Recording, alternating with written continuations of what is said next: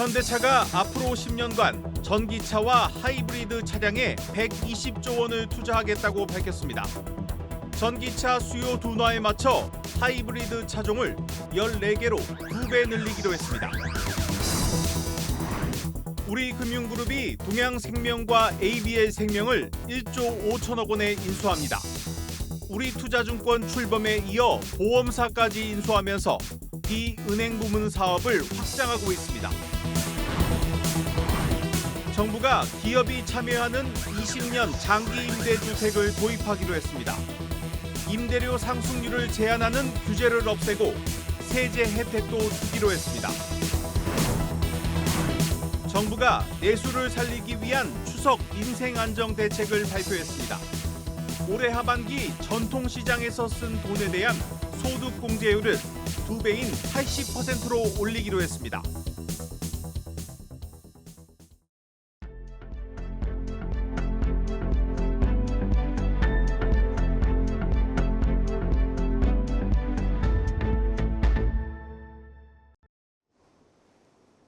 뉴스플러스 시작합니다.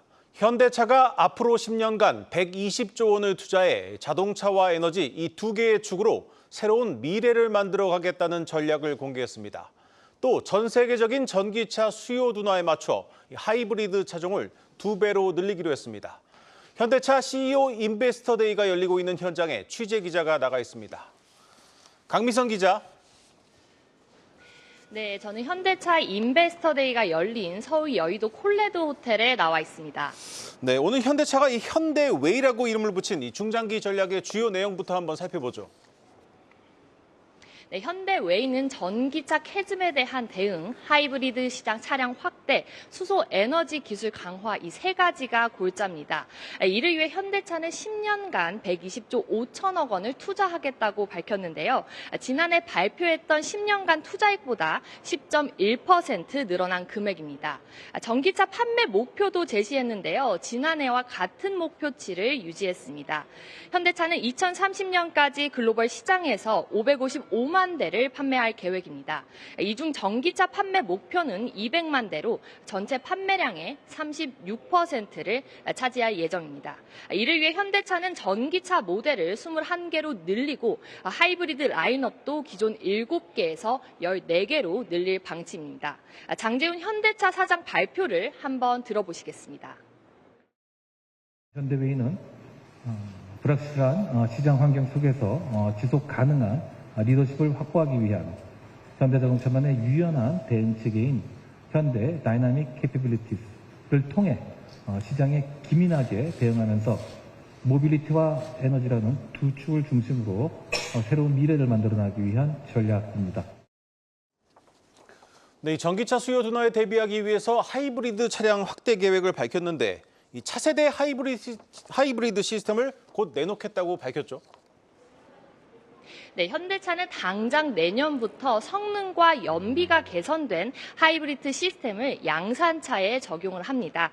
2026년 말에는 전기차와 내연기관의 장점을 결합한 EREV를 북미와 중국 시장에 도입할 예정인데 이 차량은 완충 시 900km 이상 주행이 가능합니다. 현대차는 배터리 내재화에 대한 계획도 발표를 했는데요. 2030년까지 보급형 3원계 배터리인 이 NCM 배터리를 개발해 전기차 원가 절감과 안정성을 강화할 방침입니다.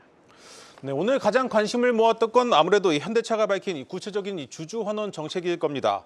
기업 가치 제고 계획, 이 밸류업 공시가 나자마자 주가가 크게 뛰었는데 구체적으로 어떤 내용입니까? 네, 현대차는 현재 25% 수준인 주주 환원율을 35%로 올리겠다고 발표를 했습니다. 31%인 기아의 주주 환원율보다 높은데요. 이를 위해 향후 총 4조 원가량의 자사주를 사들일 계획입니다. 또 올해 주당 최소 배당금을 도입하는데 보통주 기준 10,000원이 목표입니다. 이와 함께 인도법인을 올해 내 상장하겠다고 공식화했습니다. 지금까지 현대차 인베스터 데이가 열리고 있는 여의도 콜레도 호텔에서 한국경제TV 강미선입니다.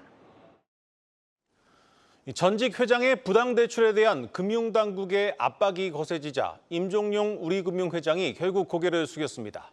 같은 날 우리금융의 수건 사업이었던 보험사 인수가 결정이 됐는데 금융당국의 승인이 순조롭게 이루어질지는 의문입니다. 유호성 기자입니다.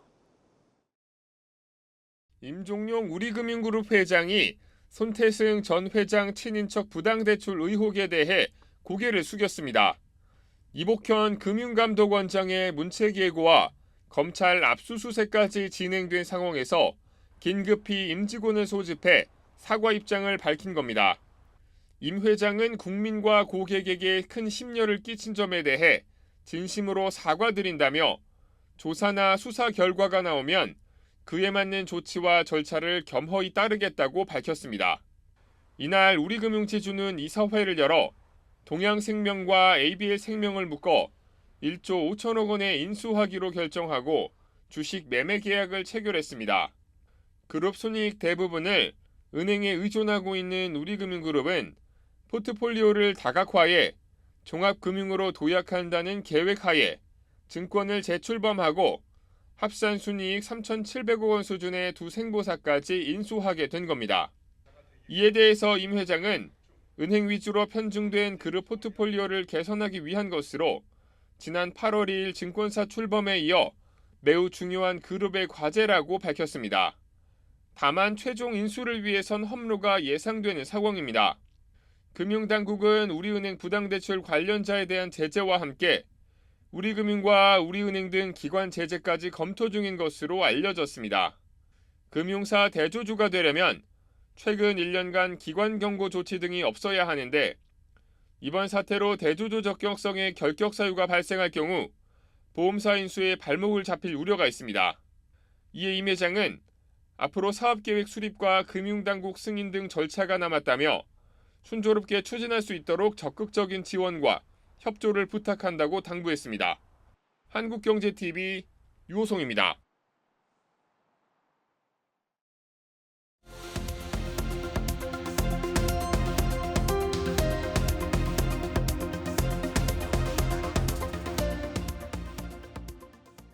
정부가 오늘 내수를 살리기 위한 추석 민생안정 대책을 내놨습니다. 앞으로 3주 앞으로 다가온 이번 추석을 소비의 불씨를 살릴 기회라고 보고 다양한 대책들을 내놨습니다. 세종 스튜디오 연결하겠습니다. 전민정 기자. 네, 세종 스튜디오입니다. 사실 이제 폭우나 폭염으로 이 과일값, 채소값 떨어지지 않고 있는데 추석을 앞두고 정부가 어떤 대책을 내놨습니까? 이번 추석에도 정부로서는 성수품 물가 안정이 최우선 과제가 됐습니다. 20대 성수품 평균 가격을 물가가 치솟기 전인 2021년보다 낮은 수준으로 관리하겠다는 게 정부의 목표인데요. 이를 위해 파격적인 공급 대책을 내놨습니다. 최상무 부총리의 발언 직접 들어보시겠습니다. 정부는 물가 안정 기조를 안착시키고 민생과 체감 경기를 개선하는 데 초점을 맞춰 추석 민생 안정 대책을 마련하였습니다. 성수품을 역대 최대인 17만 톤 공급하고 구체적으로 폭염으로 가격이 뛴 배추와 무는 추석 3주 전부터 12,000톤을 공급하고 금과의 논란을 불러왔던 사과와 배 공급은 평상시보다 3배 이상 늘립니다. 다음 달 끝날 예정이었던 바나나, 파인애플, 망고 등 10가지 수입과일 할당 관세도 연말까지 연장됩니다. 가격이 높은 성수품 할인을 위해선 700억 원이 투입되는데요. 정부 지원에 마트 자체 할인까지 더하면 농산물은 최대 50%, 수산물은 최대 60% 싸게 살 수 있을 것으로 보입니다. 네, 고금리 고물가 여파로 참 내수 부진이 이어지고 있습니다. 이번 추석을 계기로 소비를 살리기 위한 정부의 특별한 준비한 카드가 있다면서요? 네, 그렇습니다. 정부가 하반기 소비의 불씨를 살리기 위해 꺼내든 건 바로 세제 지원책입니다. 신용카드 사용 금액이 연간 총 급여액의 25%를 초과하는 경우 연말정산 때 신용카드, 전통시장, 대중교통 지출액 중 일정 부분을 공제받을 수 있는데요. 정부는 먼저 하반기 카드 사용액 증가분에 대한 소득 공제율을 기존 10%에서 20%로 2배 올리기로 했습니다. 지난해 하반기보다 지출액이 5% 이상 늘어나는 경우 초과분에 대해 소득공제가 이루어집니다. 예컨대 지난해 하반기 1,000만 원어치 신용카드를 쓴 사람이 올해 하반기 1,500만 원을 카드로 긁었을 경우 지난해 사용액의 105%, 즉 1,050만 원을 넘어선 450만 원의 20%인 90만 원을 추가 소득공제해 주는 식입니다. 이와 함께 정부는 하반기 전통시장에서 쓴 금액에 대해서도 소득공제율을 한시적으로 40%에서 80%로 확대하기로 했습니다. 마지막으로 정부가 준비한 세대지원책은 직원 명절 선물 비과세입니다. 현재 회사가 직원에게 경조사나 명절, 생일 등에 지급하기 위해 구매한 재화에 대해서는 매입 세공제를 통해 부가가치세를 매기지 않고 있는데요. 기존에는 경조사에 10만 원, 명절, 생일, 창립기념일 등을 합쳐서 10만 원 등 1인당 연간 20만 원 한도로 부가세, 비과세가 적용되는데 정부는 이번엔 명절을 별도로 빼서 비과세 적용 한도를 30만 원까지 늘렸습니다. 네, 그런데 상반기에도 이 소득공제율 늘려서 소비 진작하겠다는 대책이 나왔었는데 이것도 이 국회를 통과 못하면서 무산이 됐는데 이번에도 야당이 반대하면 무용지물 되는 것 아닙니까? 맞습니다. 앞서 정부는 내수를 살리기 위해 올해 상반기 카드 사용액 증가분에 대한 소득공제율을 20%로 올리고 전통시장 지출금액에 대한 소득공제율을 80%로 올리는 법안을 추진했는데요. 하지만 지난 21대 국회에서 여야 정쟁에 밀려 통과가 무산된 바 있습니다. 정부는 상반기와 하반기 모두 공제율을 올리는 세법 개정을 22대 국회에서 다시 추진한다는 계획인데 소득신고가 확정되는 내년 5월 이전에만 개정안이 국회를 통과하면 소급 적용도 가능합니다. 하지만 법이 국회의 문턱을 넘더라도 내수가 활력을 찾을 수 있을지는 의문입니다. 근본적으로 고물가와 쌓인 가계비제, 구매력이 떨어졌는데 늘어난 소비만큼 세금을 깎아준다고 서민들이 지갑을 열기는 쉽지 않기 때문입니다. 특히 역대급 세수 결손, 불안한 국가 채무에 재정이 경기 부양의 마중물 역할을 하기 힘든 상황인 만큼 의무지출 구조조정, DSR 규제 등을 통해 가계부채 총량을 줄여야 소비도 진작시키고 내수도 살릴 수 있다는 지적이 나옵니다. 지금까지 세종 스튜디오에서 전해드렸습니다.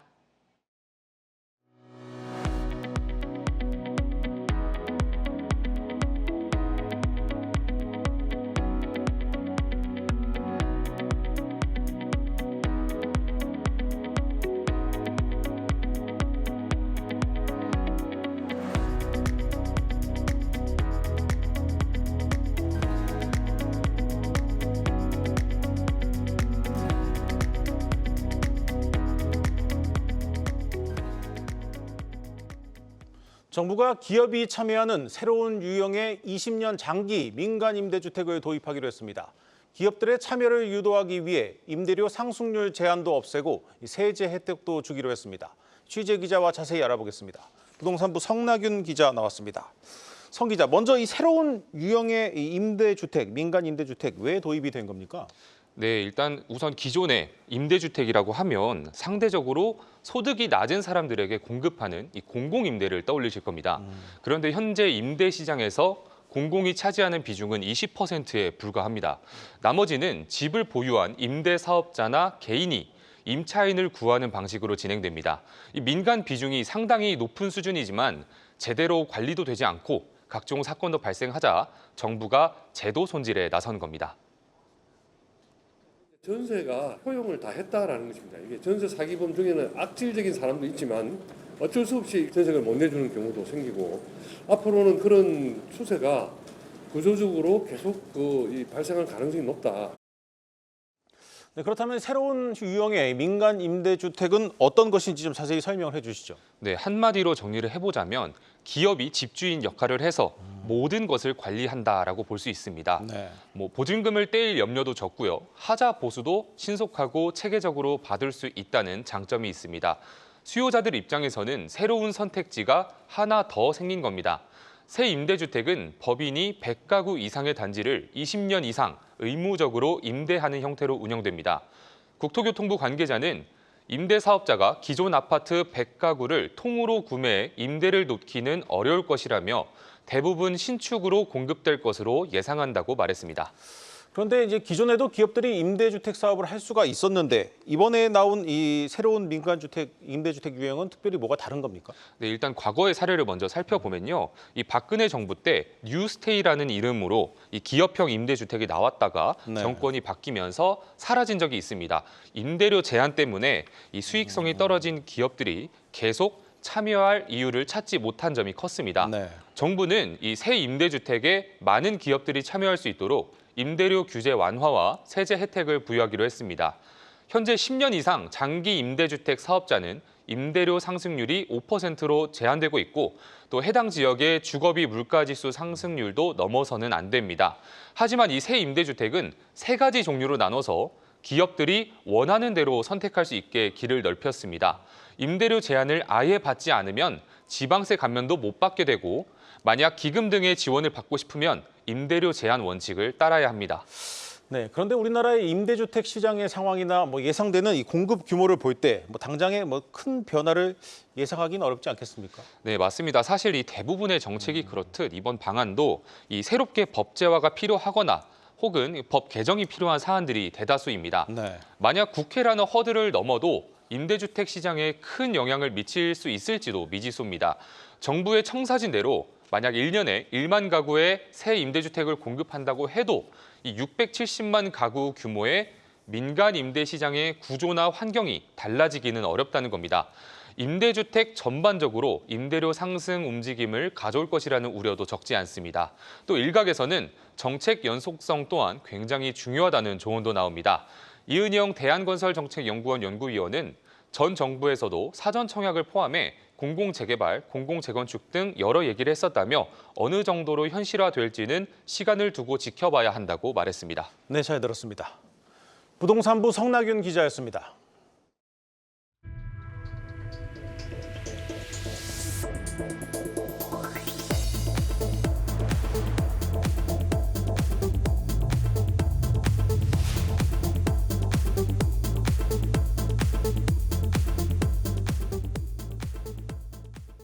NC소프트의 신작 게임 호연이 오늘 출시됐습니다. NC의 신작 호연은 이 리니지 시리즈에 대한 매출 의존도를 탈피하면서도 이 경영난과 구조 조정으로 어수선한 내부 분위기도 반전시켜야 하는 이 책임을 안고 있습니다. 산업부 박혜린 기자 나왔습니다.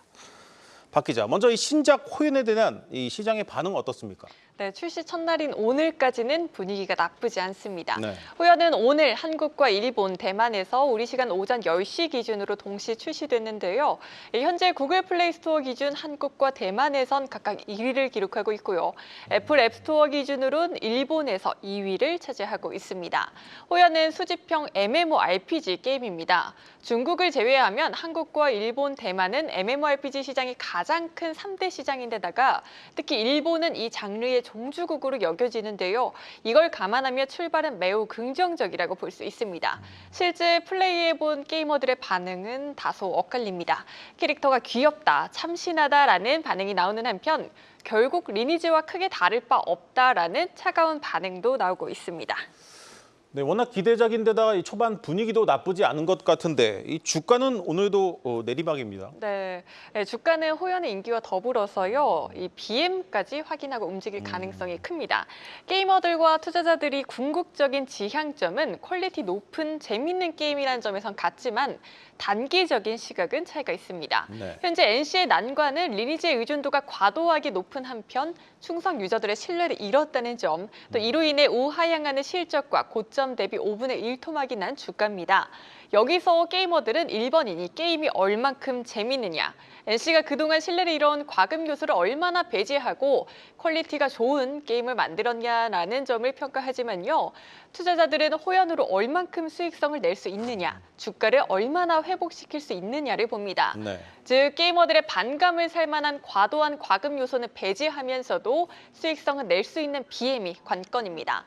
고기한 NC소프트 캡틴은 최근 미디어 간담회를 통해 무과금 콘텐츠를 다양하게 넣은 착한 게임이라고 강조했는데요. 어떻게 유저들과 투자자들의 눈높이를 모두 맞췄을지는 지켜봐야겠습니다. 전체 스토리 플레이 타임이 3주 정도 되니까요. 이 안의 주가도 방향성을 잡을 것으로 예상됩니다.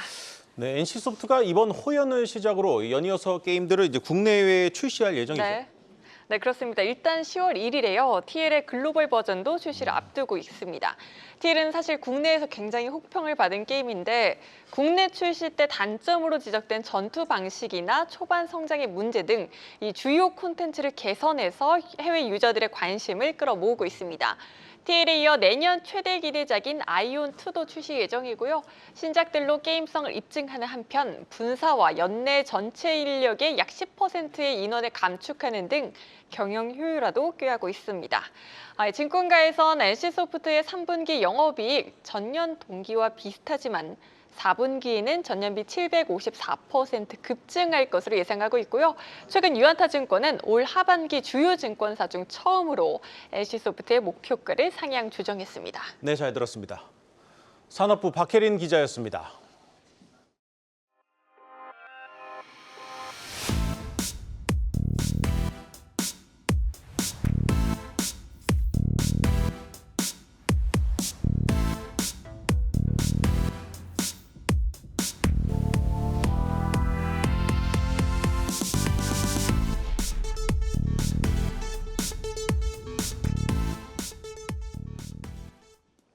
이 전기차 수요 부진 속에도 삼성전자와 LG전자가 자동차 전장 사업에 힘을 쏟고 있습니다. 이 전기차 수요가 잠시 주춤하고는 있지만 자율주행을 바탕으로 한 전기차 시장의 성장세는 지속될 것이란 이유에서입니다. 전효성 기자입니다. 삼성전자는 최근 미국 반도체 기업 퀄컴에 차량용 메모리를 공급한다고 밝혔습니다. 마이크론에 이어 차량용 메모리 반도체 점유율 2위인 삼성전자는 이번 퀄컴과의 협력으로 관련 시장에서의 경쟁력을 높이겠다는 방침입니다. 수년 전부터 전장 사업을 준비해온 삼성과 LG 등 주요 제조기업들은 최근 전장 사업 강화에 속도를 내고 있습니다. 전기차가 일시적 수요 부진에 빠지긴 했지만 자율주행, 전기차로의 패러다임 전환은 불가피하다는 관측에서입니다. LG전자는 이달 초 진행한 CEO 인베스트 포럼에서 전장 사업을 미래 성장 동력으로 꼽았고 MLCC를 생산하는 LG이노텍과 삼성전기도 일제히 올해 주주총회에서 전장 사업에서의 경쟁력 강화를 언급한 바 있습니다. 전기차는 내연기관차에 비해 차량 내 공간이 40% 정도 더 확보되는데 그만큼 더 많은 전자장치가 들어갈 수 있어 전장 부품업체의 미래 먹거리로 꼽힙니다. 내연기관차에는 300개 내외의 반도체 칩이 들어가지만 전기차에는 1000여 개가, MLCC는 전기차의 3배에서 5배 정도 더 들어가는 것으로 알려져 있습니다. B2B로의 사업 포트폴리오 전환에도 전장 사업은 핵심 축입니다. B2C로 분류되는 IT, 가전의 경우 상반기에는 고수익성을 보이지만 하반기에는 치열한 마케팅 경쟁으로 인해 상대적으로 낮은 수익성을 보입니다. 반면 차량 제조사에 부품을 납품하는 전장 사업의 경우 계절적 수요와 경기 흐름에 덜 민감해 사업 불확실성을 최소화할 수 있다는 분석입니다. 한편 업계에서는 글로벌 전장 시장 규모가 올해 4천억 달러에서 2028년 7천억 달러 규모로 성장할 것이라고 내다보고 있습니다. 이 중 차량용 디램의 경우 연평균 16% 이상의 고성장세가 예상됩니다. 한국경제TV 전유성입니다. 오늘 준비한 뉴스 플러스는 여기까지입니다. 함께해 주신 여러분 고맙습니다.